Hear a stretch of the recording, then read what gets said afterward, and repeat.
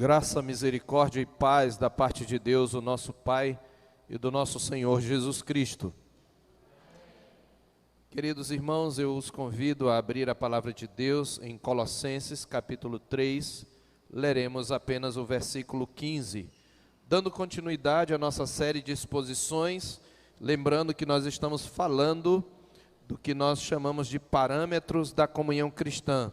Lembrando que o parâmetro é uma medida, um padrão pelo qual nós medimos alguma atividade que nós fazemos. E nós iniciamos mostrando que nós devemos nos revestir como eleitos de Deus, santos e amados. Nós devemos nos revestir no dia a dia de Cristo Jesus. Isto significa revestir-nos das suas virtudes. E Paulo alistou aí algumas à guisa de exemplo: afetuosidade, humildade, bondade, mansidão e longanimidade. Vimos que vestimos essas virtudes na prática, suportando-nos uns aos outros e perdoando-nos também mutuamente. Caso alguém tenha motivo de queixa, nós devemos nos perdoar uns aos outros. E nós observamos aqui, fizemos uma observação mais técnica do nosso texto, ressaltando que os verbos, os versos 12 e 13, eles são verbos pessoais. O sujeito são os leitores, ou somos nós: revesti-vos, suportai-vos e perdoai-vos. Mas a partir do verso 14 até o 16, Paulo utiliza-se de verbos impessoais. O sujeito desses verbos são substantivos abstratos. Acima de tudo isto esteja o amor, seja a paz de Cristo árbitro em vosso coração e habite ricamente em vós a palavra de Cristo. Sendo esses verbos impessoais, eles então se constituem em parâmetros, em princípios, em critérios pelos quais nós vamos vivenciar a comunhão. Lembrando que todo o contexto remete à comunhão que nós temos como igreja, Suportai-vos, revesti-vos. A afetuosidade é revelada na forma como nos relacionamos uns com os outros.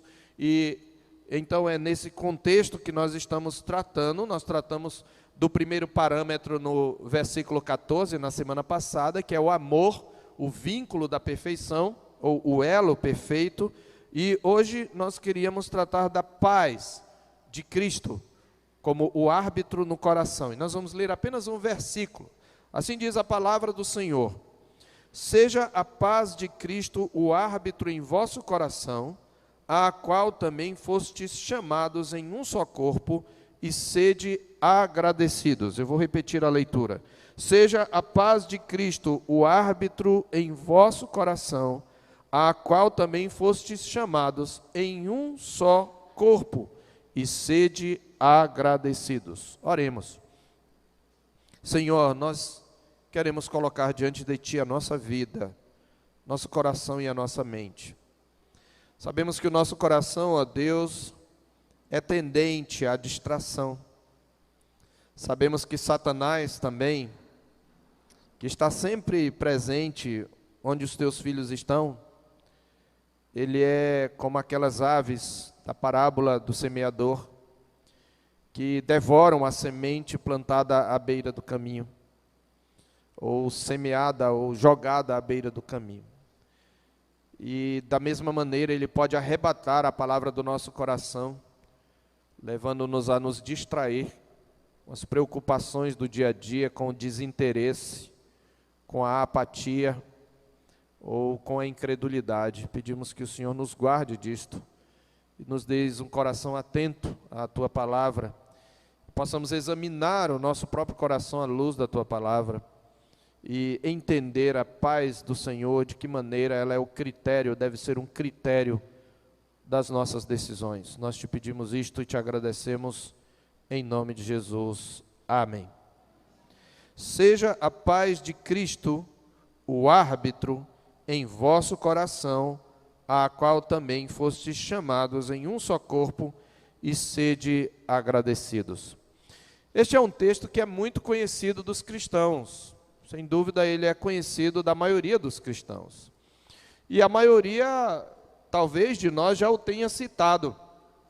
mas eu percebo que, na maioria das vezes, este texto é utilizado da forma errada. Ele é interpretado e aplicado de uma forma equivocada. Nós, muitas vezes, conceituamos paz. Aliás, o nosso conceito de paz é um conceito muito reduzido. Nós sempre pensamos em paz como aquela quietude e tranquilidade interior que eu sinto, a ausência de conflito, a ausência de qualquer perturbação, ou de ansiedade, ou de inquietação, ou de medo, ou de angústia. Paz é aquela sensação de serenidade, quando você está quase como numa espécie de nirvana, né? Inclusive, a espiritualidade pagã que domina o mundo é uma espiritualidade que lhe dá muitas técnicas para que você alcance a paz. Yoga, meditação transcendental, inclusive meditação nas coisas espirituais de um modo geral,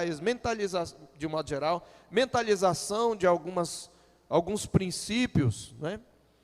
Para que você alcance uma paz interior e assim você possa aliviar as suas cargas emocionais. Bem, embora haja um aspecto da paz, mesmo a paz de Cristo, que seja subjetivo e que de alguma maneira envolva os sentimentos, sem dúvida, neste texto não é este o sentido da palavra. Eu vou citar um texto onde a palavra paz remete a uma quietude de coração. Filipenses 4, versos 6 e 7. Lá está escrito: não andeis ansiosos de coisa alguma. Em tudo, porém, sejam conhecidas diante de Deus as vossas petições pela oração e pela súplica, com ações de graças, e a paz de Deus, que excede todo o entendimento, guardará o vosso coração e a vossa mente em Cristo Jesus.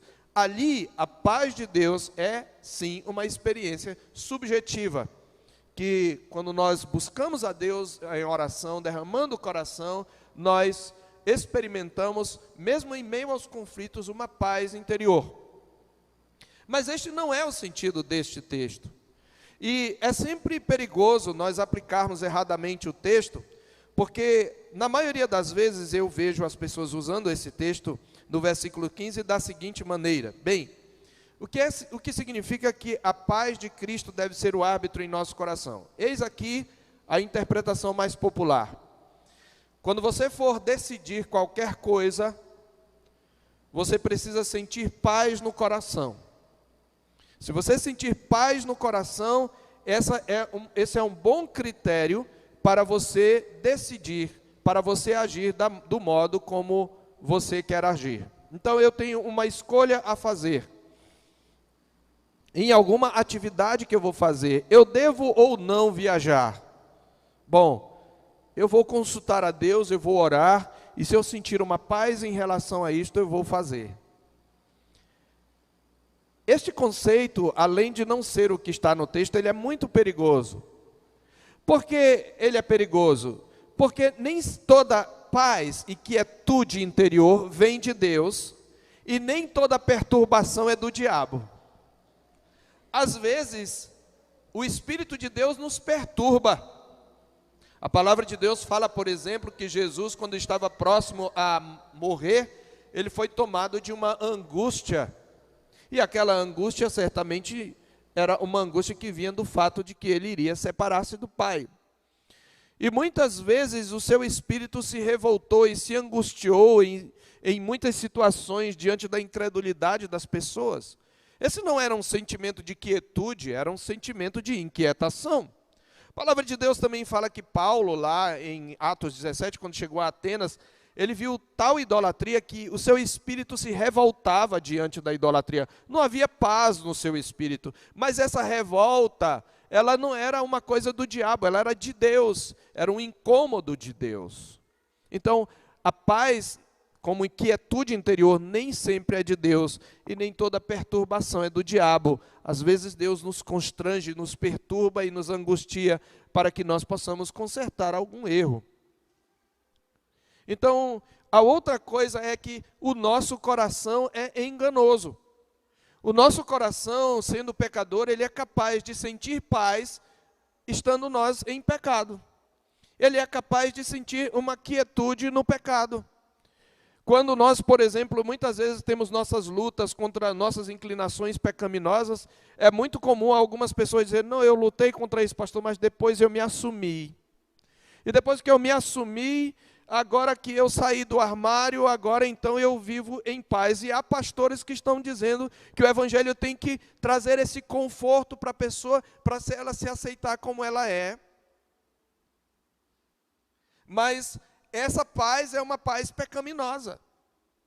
Não pense que toda pessoa que está longe de Deus está infeliz. Algumas pessoas estão felizes chafurdando na lama. Então não se trata disso. E por que isso é perigoso? Porque eu já vi muita gente dizendo, pastor, olha, eu sei que é de Deus porque eu estou em paz. Eu me lembro de uma moça que estava namorando um rapaz ímpio, um incrédulo, e ela disse, olha, pastor, eu sei que esse namoro é de Deus, porque eu sinto muita paz, eu me sinto em paz com a minha decisão. Ora, se o coração é enganoso, ele pode me dar uma falsa paz. A palavra de Deus mesma fala dos médicos charlatães, que eram os profetas, os falsos profetas, na época de Jeremias, quando ele diz, curam superficialmente a ferida do meu povo, dizendo paz, paz, quando não há paz. Então, meu irmão, não confie na paz no seu coração, não confie no seu coração. Ele é enganoso e desesperadamente corrupto, e ele é enganoso mais do que todas as coisas. O que ele quer falar, então, quando ele fala que a paz de Cristo deve ser o árbitro no coração? Mas, pastor, ele está falando que é a paz no coração. Não. Ele não está dizendo, seja a paz no coração o árbitro. Está dizendo, seja a paz de Cristo o árbitro que vai governar o seu coração. É isso que está dizendo. E do que ele quer? E a que ele se refere quando ele fala paz de Cristo? Bem, nós precisamos entender o contexto bíblico de paz. E o conceito bíblico e teológico de paz é este aqui. Paz é um conceito, antes de tudo, relacional. Paz não é alguma coisa subjetiva em primeiro lugar. Ela tem um aspecto subjetivo, mas que é a consequência de um aspecto objetivo. Deixe-me explicar. Objetivo é aquilo que está no objeto, é aquilo que está fora do sujeito. Subjetivo é aquilo que está dentro do sujeito. A verdade de Deus é objetiva, está fora de nós. Pode ser crida subjetivamente ou não. Certo? Então a gente usa muito esse termo, mas isso é muito subjetivo. Quer dizer, você é que está pensando assim. É um conceito seu. Não necessariamente reflete a verdade. Então, paz, no conceito bíblico, ela é uma realidade, antes de tudo, objetiva. E é um conceito relacional. Isso aqui é importante. Paz na Bíblia é um conceito relacional. O que é paz? Paz é uma relação correta com Deus e com os homens. Paz é um relacionamento correto. Quando a palavra de Deus fala da paz, ela está falando de um relacionamento onde duas pessoas estavam separadas, esse relacionamento estava quebrado por alguma barreira e ele foi consertado. E quando a palavra de Deus fala da paz de Cristo, nós precisamos entender que ela tem duas dimensões. Esse relacionamento correto tem duas dimensões. Primeiro, a paz significa um relacionamento correto com Deus. Segundo, um relacionamento correto com os homens. Então, a paz de Cristo, ela tanto nos colocou num relacionamento correto com Deus, como num relacionamento correto com os homens. O que nos separava de Deus? A Bíblia diz que o pecado. Nós não tínhamos condição de cumprir o padrão da justiça de Deus. Por mais que nós queiramos fazer o bem, homem nenhum, a Bíblia diz que não há justo nenhum sequer, não há quem entenda, não há quem faça o bem, não há quem busque a Deus, todos se extraviaram, a uma se fizeram inúteis. E aquilo que nós não podíamos fazer, Deus fez. Deus cumpriu a sua própria justiça, trazendo Cristo ao mundo, enviando Cristo ao mundo para morrer pelos nossos pecados. Ele obedeceu completa e perfeitamente a lei de Deus em nosso lugar, e ele sofreu também sobre si a punição da lei, fazendo-se maldição em nosso lugar. Sem justiça não há paz. Os homens sabem disso. Sem justiça não existe paz. Então era preciso corrigir a justiça para restabelecer a paz entre o homem pecador e o Deus Santo. E essa justificação é recebida por nós pela fé. Em Romanos capítulo 5, verso 1, você pode abrir lá para conferir, nós encontramos exatamente isto. Justificados, pois, mediante a fé, temos paz com Deus por meio de nosso Senhor Jesus Cristo. Mediante a fé em Jesus Cristo, nosso relacionamento com Deus, que era totalmente quebrado, foi restaurado. Agora nós temos paz com Deus, nós temos uma relação correta com Deus, na qual nós não somos mais inimigos, mas nós somos filhos. E por causa disso nós temos acesso à graça de Deus, Paulo diz na continuação do texto. E nós precisamos ainda entender que essa paz também é uma relação correta que Cristo nos colocou em relação à comunidade da aliança. E eu queria que você abrisse a palavra de Deus em Efésios capítulo 4, ou capítulo 2.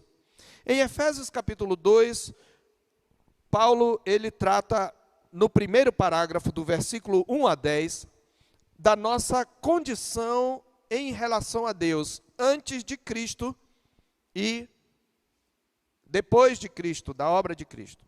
E dos versos 11 a 22, ele fala da nossa condição em relação ao povo de Deus.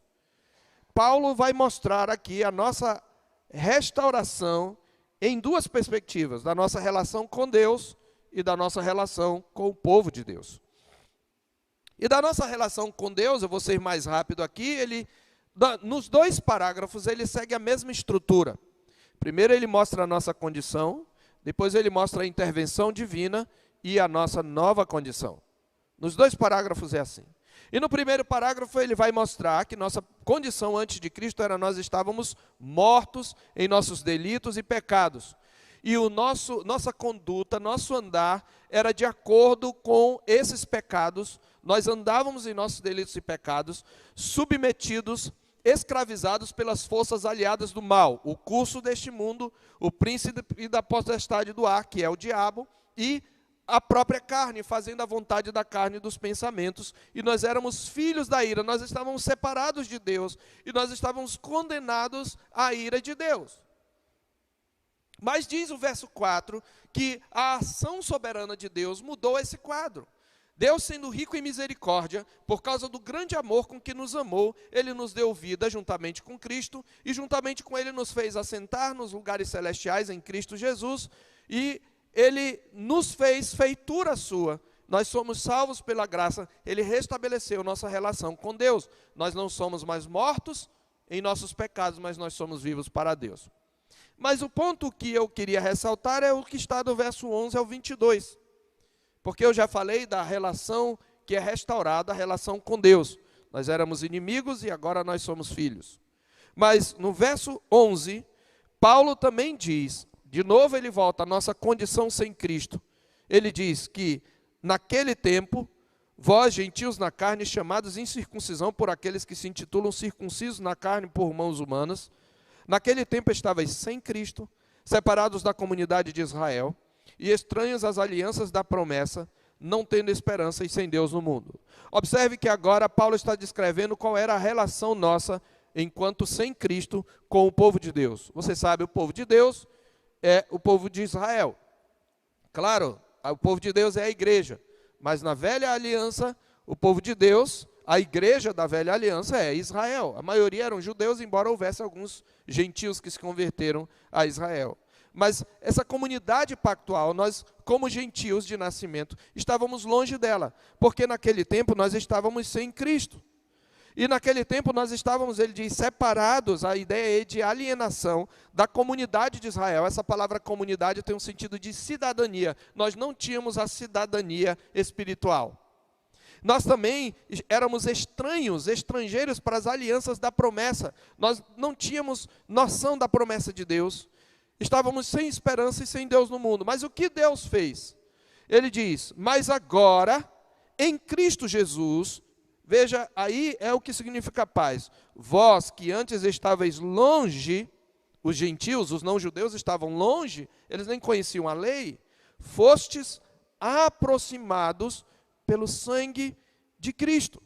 Porque Ele é a nossa paz. Veja como paz é um conceito relacional. Ele é a nossa paz. Nós estávamos separados da comunidade pactual de Deus, separados da igreja, e quando Deus nos converte, Ele nos insere no meio do seu povo. Nós fazemos parte do povo do pacto. Nós que estávamos longe fomos aproximados. E Ele diz, porque Ele é a nossa paz, o qual de ambos fez um. Quem são esses ambos aí? Ambos, Ele está se referindo a judeus e gentios. Porque até a obra redentora de Cristo, os gentios não tinham entrado no pacto.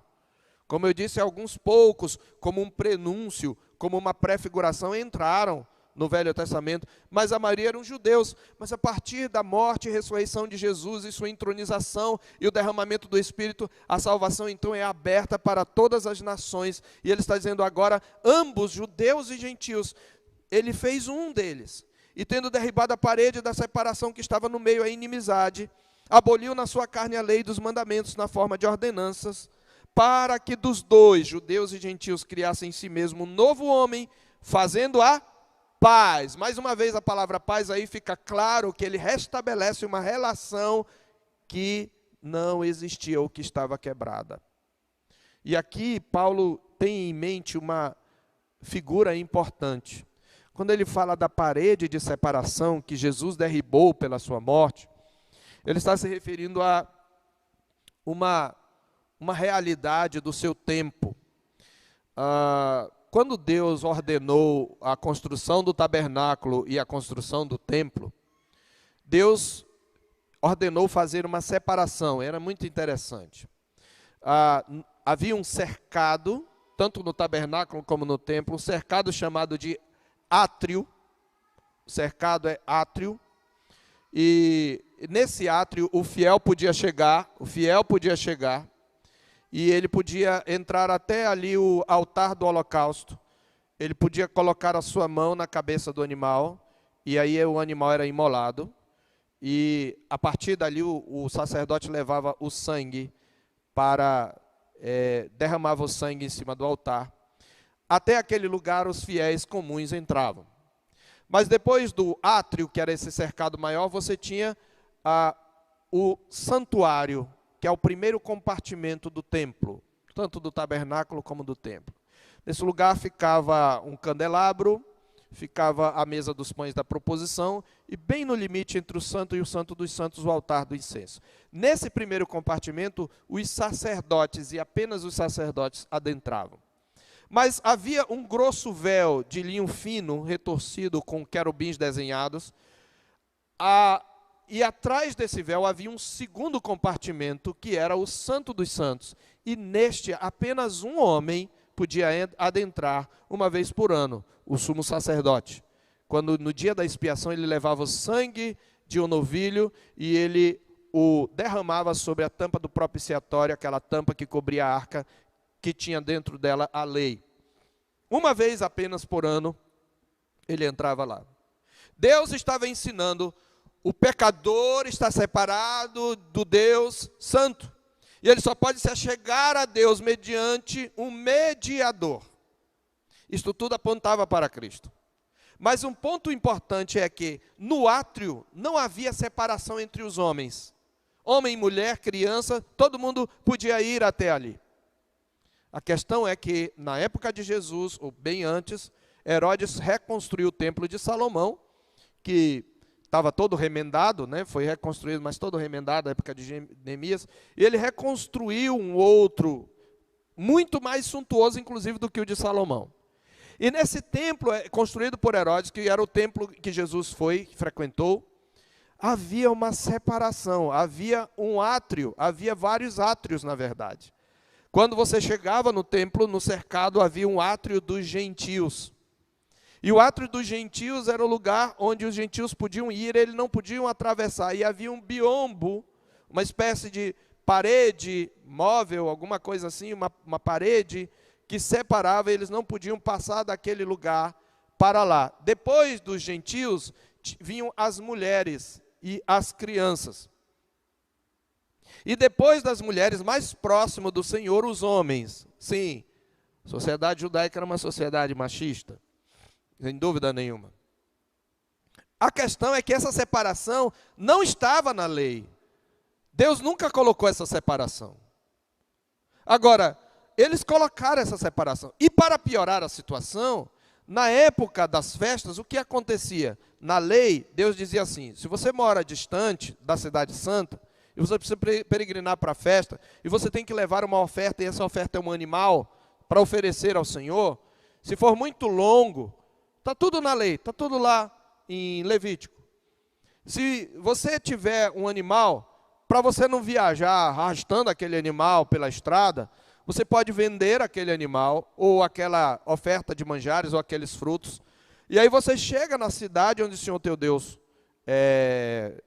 escolheu para ser cultuado, no caso de Jerusalém, e aí você compra de novo um animal, ou produtos da mesma natureza do que você queria oferecer.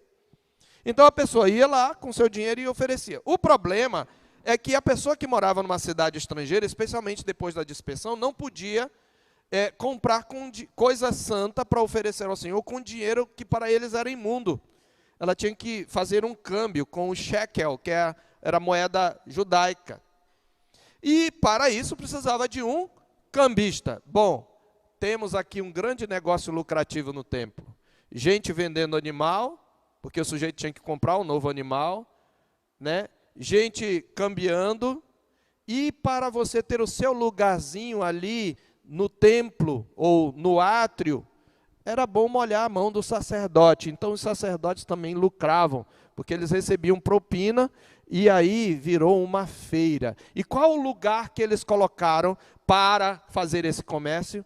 O átrio dos gentios. Então os gentios nem no lugar que era para eles, que estava reservado para eles, podiam. Por isso Jesus, quando entra no templo, ele fica zangado, ele pega uma azorraga, ele expulsa as pessoas, ele derruba a mesa dos cambistas, que estavam trocando lá o shekel, e diz, está escrito, a minha casa será chamada casa de oração para todas as nações, para todos os povos, para os gentios, mas vocês estão transformando em covil de salteadores. Então é sobre esta divisão que Paulo está dizendo, Cristo derrubou a parede da separação, a inimizade. Não há mais separação entre judeus e gentios. É por isso que ele vai dizer que ele então aboliu tudo isso e reconciliou no verso 16, ambos em um só corpo com Deus, por intermédio da cruz, destruindo por ela a inimizade. Irmãos, a cruz não destruiu só a inimizade entre nós e Deus, ela destruiu também a inimizade entre nós. Não há paz verdadeira sem a cruz. Então toda ideologia que proclama algum tipo de paz mundial, com base em algum tipo de valor ou de estratégia política, ela está fadada ao fracasso. Esse mundo não terá esta paz. A paz só será perfeita no novo mundo, quando gente de toda a tribo, povo, língua e nação estiver diante do Cordeiro. E qual é o prenúncio dessa paz? Onde que essa paz pode ser vista na sua forma talvez mais substancial? Na igreja.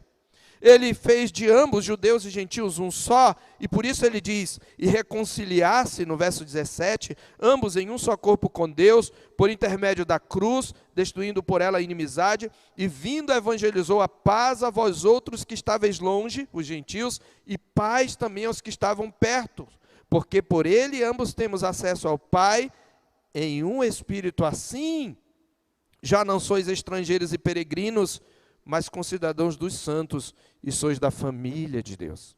Essa é a paz de Cristo, irmãos.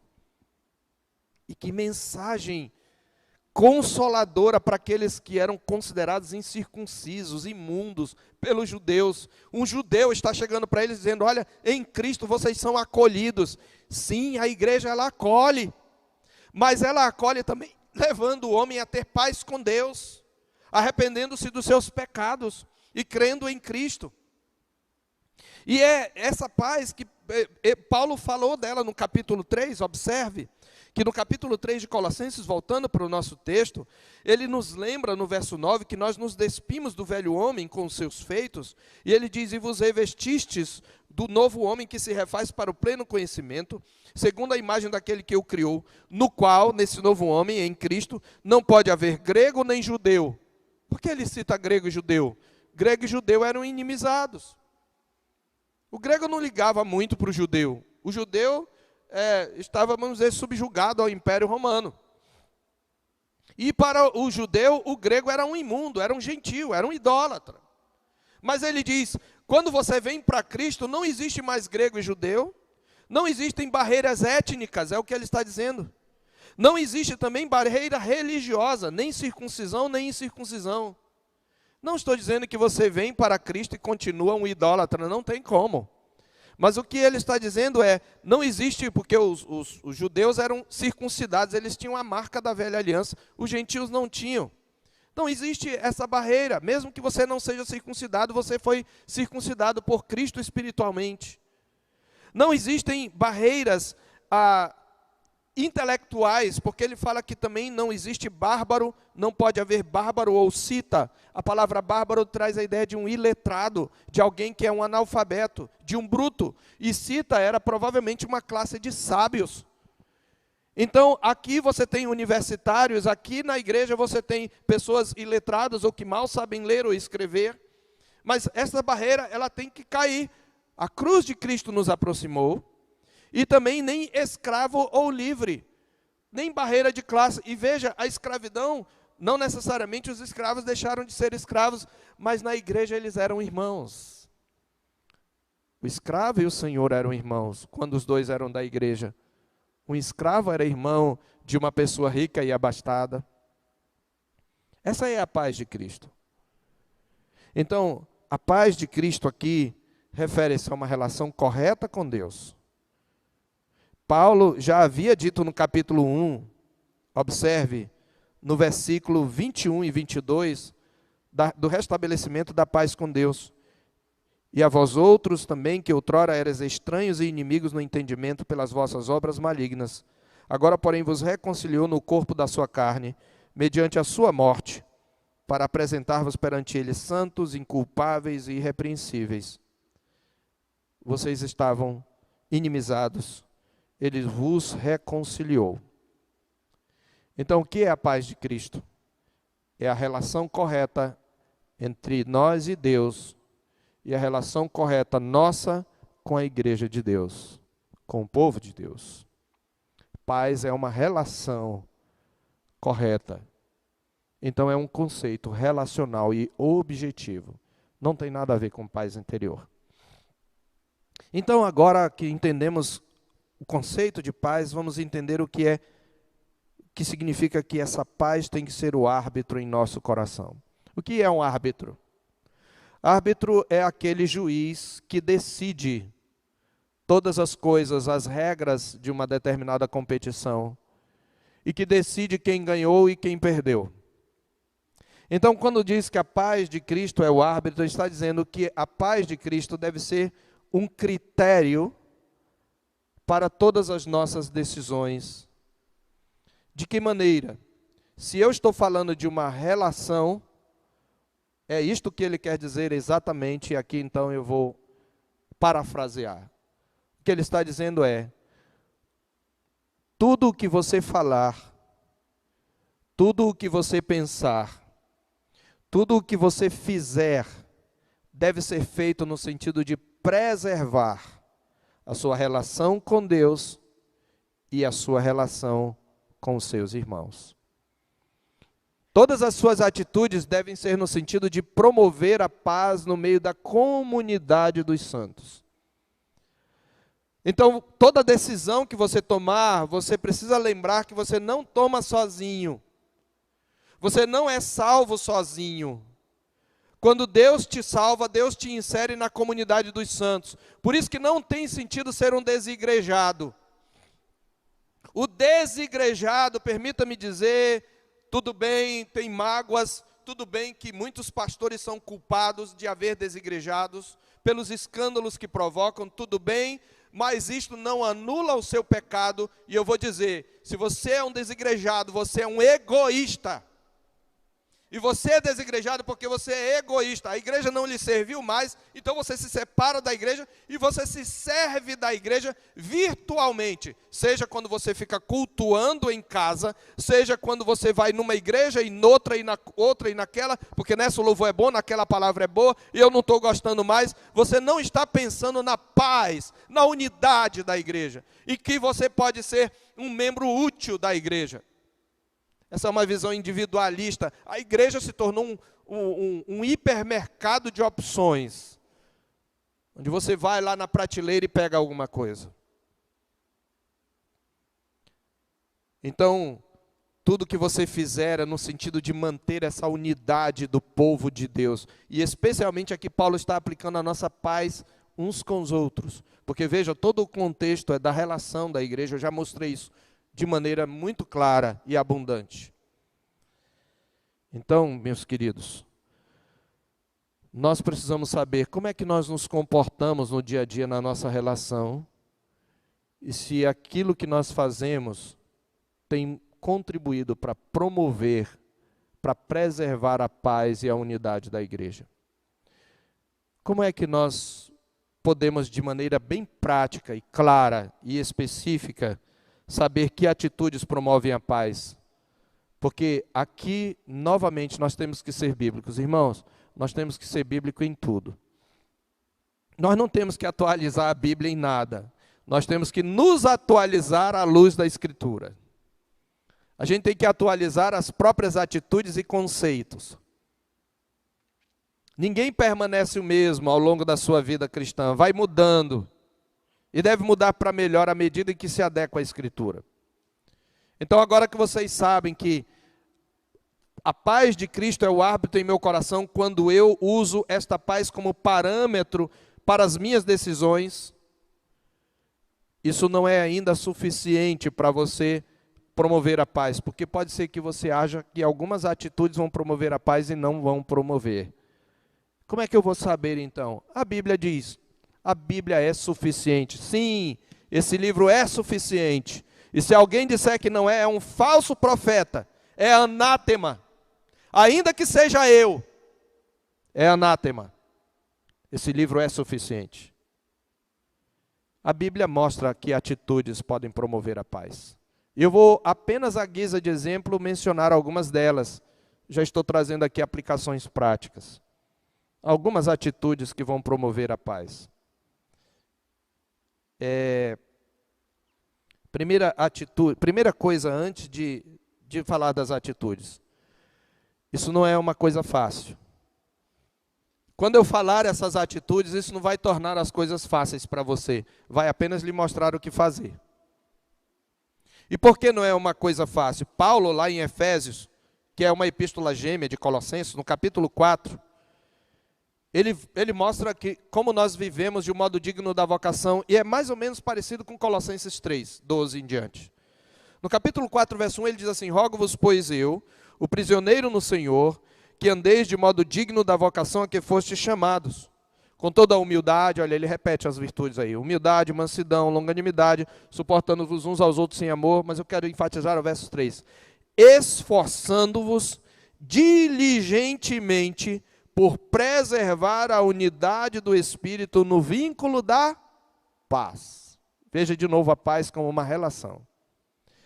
Quando ele fala esforçar diligentemente, ele está dizendo o seguinte: você tem que fazer tudo o que está ao seu alcance. Você tem que se cansar em busca dessa paz. Você tem que se esfalfar para preservar. A unidade é fato, irmãos. A igreja é una. Essa é uma das características da igreja de Cristo. Mas essa unidade, ela pode sofrer reveses na qualidade da experiência de comunhão. Você pode ter uma igreja que vai se dividindo. Mas a palavra de Deus diz que nós temos que nos esforçar para preservar a unidade do Espírito no vínculo da paz.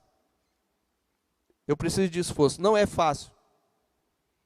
Mas a minha pergunta é: você deixa de fazer alguma coisa no mundo porque é fácil? Você sai da faculdade porque é difícil, aliás. Você sai, sim, alguns desistem, mas muitos não. Você deixa o seu trabalho e sai, isso aqui é muito difícil, eu não sei mexer nisso. Hã? Não. Você faz um concurso, não consegue passar, você diz, não, é muito difícil, me canso muito, ou você passa noites insônias estudando. Quando nós damos valor a uma coisa, a gente faz o possível e impossível, não é? Então, se eu não faço o possível e impossível para preservar a paz, então aquilo não é importante para mim. Porque se é importante, eu vou fazer o possível e impossível, eu faço o possível e impossível pelos meus filhos, eu faço o possível e impossível pelo meu sucesso, minha carreira, eu faço o possível e impossível por um grande amor, mas quando chega nas coisas de Deus, ah não, pastor, isso é muito difícil. Então, porque isso não é importante para você. Mas se isso é importante, você vai fazer todo o possível. Então, eu quero começar dizendo que não é fácil, mas é possível. Porque temos o Espírito de Deus, porque somos um com Cristo. Cristo, com Ele já ressuscitamos, já morremos, já ressuscitamos. Já vimos isto em Colossenses. Eu quero citar alguns exemplos de atitudes que promovem a paz. Primeiro, bem especificamente, bem objetivamente, uma das atitudes que preserva a paz na igreja é a discrição. Discrição.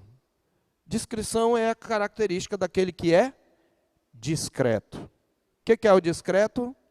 É aquele que não fala coisa que não deve. É aquele que não expõe o irmão. Lá em Provérbios, eu peço que você abra lá, veja o que está escrito em Provérbios capítulo 17, versículo 9.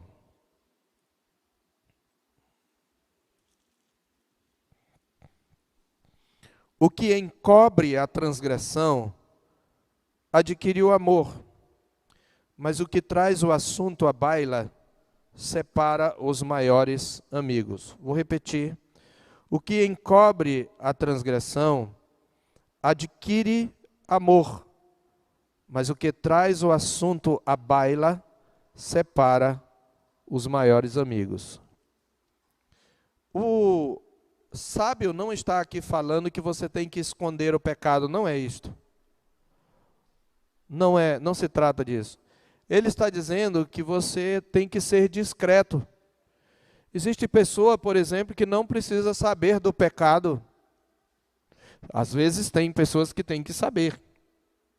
Às vezes o pecado requer que você denuncie, mas você não precisa espalhar para Deus e o mundo. Né? Esse é o ponto. Ou você tem, quando geralmente você tem um problema pessoal com a pessoa, e você menciona esse problema para várias pessoas, menos para ela. E geralmente conta de maneira desfavorável a ela.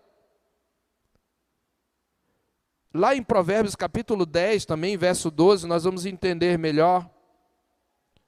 No capítulo 10, verso 12, está escrito: o ódio excita contendas, mas o amor cobre todas as transgressões. O ódio excita contenda, mas o amor cobre todas as transgressões. O que é isto? Essa palavra cobrir, nós já expomos um texto de 1 de Pedro que menciona isto. No capítulo 4, menciona esse texto. A palavra cobrir significa perdoar. A palavra cobrir significa não expor. Eu vou dar um exemplo aqui. Houve muitos irmãos aqui na igreja que já foram disciplinados e a igreja nunca soube. Ou nem todos os irmãos souberam. O nosso código de disciplina, ele divide, ele classifica algumas faltas como públicas e outras como veladas. Quando atinge a comunidade, se torna um escândalo, a falta é pública, a disciplina tem que ser pública. Mas a falta velada é aquela que a pessoa pode ser tratada, e a igreja vai sabendo também, porque vai percebendo que o irmão ou a irmã não tomou ceia, ou estava no ministério e não está mais, mas a gente trata com discrição, às vezes a pessoa nem sabe o que foi. Para quê? Para não expor o irmão. Quando é que nós expomos aqui na igreja uma falta? Quando é uma falta grave e geralmente de um líder, de um oficial. Aí o oficial, para dar exemplo, vem aqui à frente e confessa seus pecados. Mas não é para a igreja ir espalhando para o mundo. É neste sentido que eu estou falando de discrição. Então, às vezes, a gente presencia algumas coisas e a gente espalha por aí e isso não promove a paz. Você pode separar os melhores amigos. Porque você ouve e fica aquele telefone sem fio. Ah, olha, fulano falou isso de você. Em vez de levar o fulano a tratar com o ciclano aquilo que eles têm de desentendimento. Então, discrição é uma forma de promover a paz.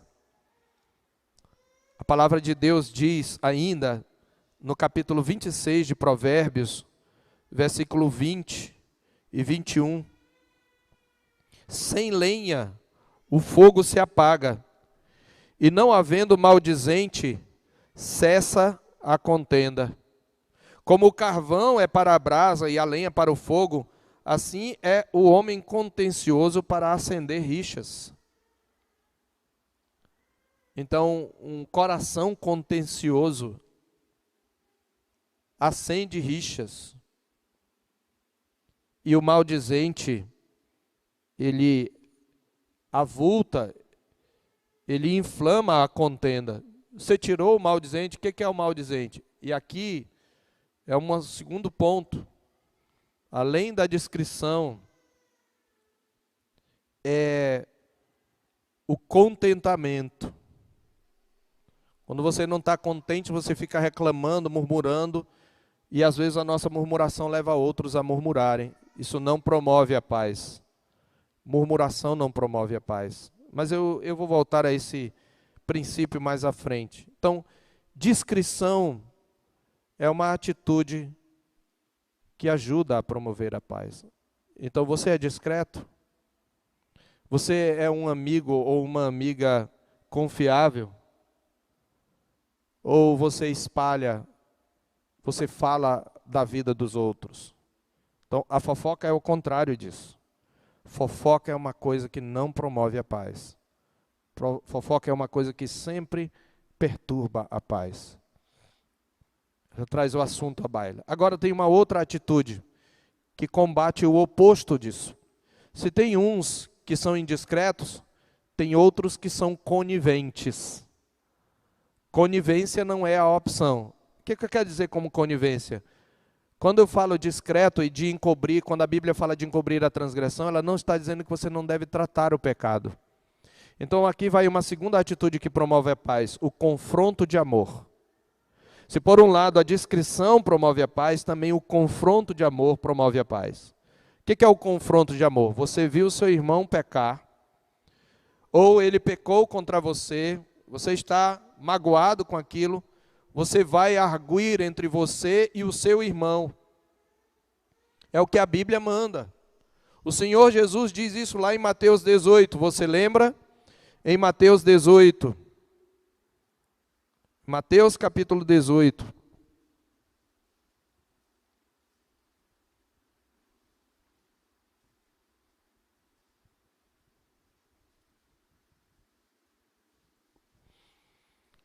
Verso 15. Se teu irmão pecar contra ti, olha só aí, confronto e discrição ao mesmo tempo.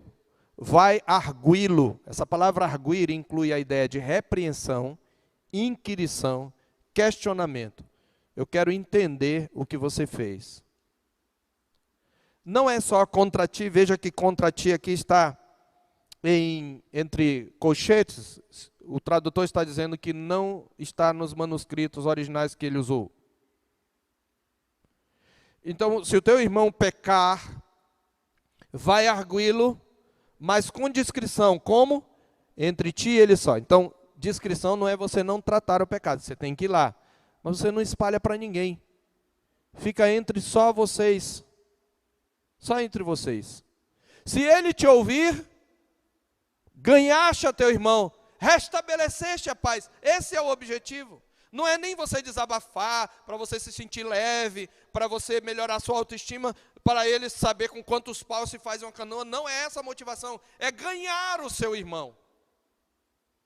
Se ele não ouvir, não espalhe ainda. Você pode confrontar ainda com discrição. Veja, você leva 2 ou 3 pessoas de confiança para que pela boca de 2 ou 3 testemunhas toda a palavra se estabeleça. Sabe o que Jesus quer dizer? Pode ser que você não tenha razão no seu confronto, principalmente se for um problema pessoal. Aí é um problema pessoal, vocês não chegaram a um acordo, chama 2 ou 3 sábios para julgar no meio da irmandade.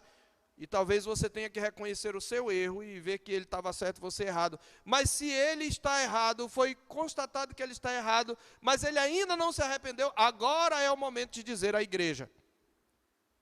E aí, se ele não ouvir a igreja, agora é o momento de apartar. Considera o gentil e publicano. Mas você tem que começar com um confronto de amor. A palavra de Deus diz, lá mesmo em Provérbios 27, no versos 5 e 6, que melhor é a repreensão franca do que o amor encoberto. É interessante esse contraste, porque a repreensão franca é o oposto de amor encoberto. Quem ama, repreende. Leais são as feridas feitas pelo que ama, mas os beijos de quem odeia são enganosos. Então, às vezes, para estabelecer a paz, eu preciso confrontar, não é ficar calado, não é levar o desaforo, não é guardar a mágoa e saindo de fininho, até que um dia aquilo vai estourar e me levar a separar-me da pessoa. Não, eu preciso tratar dos conflitos. E isto vai promover a paz. Veja como é diferente. Às vezes a gente diz, não, tudo pela minha paz. Tudo pela minha paz, eu prefiro nem mexer nisso, pastor. Olha, eu dou tudo pela minha paz interior. Não faça isso, porque sua paz interior não é o valor maior. Em nome da sua paz interior, muita gente se afasta da relação, muita gente se afasta da igreja, sai de fininho e depois fica criticando a igreja de fora, dizendo ali só tem falso, ali só tem pessoas sem amor, porque as pessoas não amam, porque isso, porque aquilo. Ali só tem gente que julga e você está fazendo o quê, seu pecador, sua pecadora? Não. Para que a paz seja preservada, eu preciso confrontar em amor. Terceira necessidade, terceira atitude. A disciplina também promove a paz. A disciplina. Então, a discrição, confronto de amor e a disciplina. Não há paz sem disciplina. Por quê? Porque sem disciplina não há santificação, e sem santificação não há paz. Hebreus 12, 14 a 17. Segui a paz com todos e a santificação, sem a qual ninguém verá o Senhor. Atentando diligentemente, porque ninguém seja faltoso, apartando-se da graça de Deus. Ele está falando de exercício de disciplina. Alguém que é faltoso, que está se apartando da graça de Deus, que não está se utilizando corretamente dos meios de graça, que está negligenciando a comunhão dos santos. E nem haja alguma raiz de amargura que brotando vos perturbe, e por meio dela muitos sejam contaminados. Ali a ideia é de uma coisa que não é tratada, um pecado que não é tratado, e se enraiza, fica escondido, mas uma hora brota, e diz que isso perturba a paz e contamina muitas pessoas. Ele está dizendo, não pode haver isso na igreja. Mas ele diz ainda que não deve haver nenhum impuro ou profano, e impuro aí é o imoral. Não deve haver imoral ou profano na igreja. E isto a igreja trata com disciplina. E sim, se a pessoa for rebelde e contradizente, rebelde quanto mais, não se submeter à disciplina, o Senhor Jesus disse, consideram gentil e publicano. Sim, se você tem um membro que está necrosado, você tem que extirpar o membro.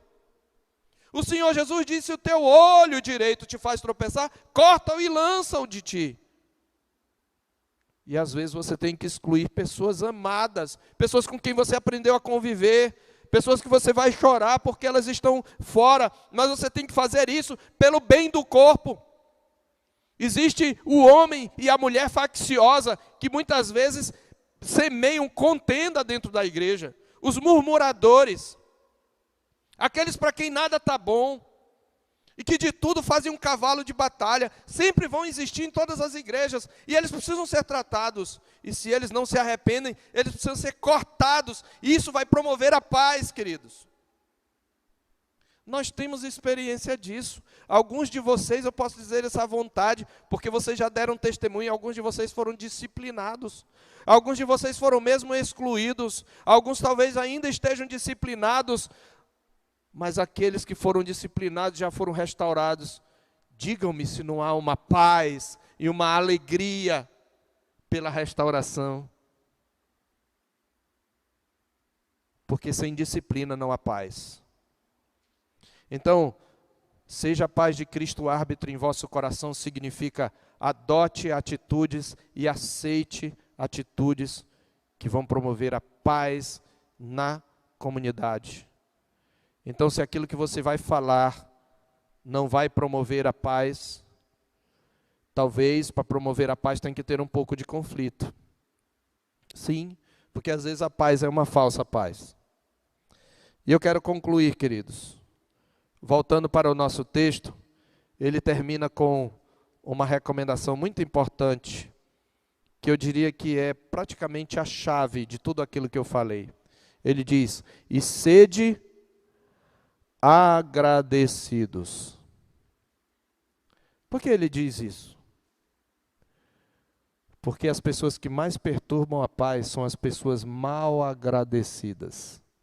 São as pessoas descontentes. São as pessoas que nunca estão satisfeitas. São as pessoas que têm uma cobiça no coração que nunca se satisfaz, para quem nada está bom. Você geralmente começa um conflito na sua casa quando você não está satisfeito com alguma coisa.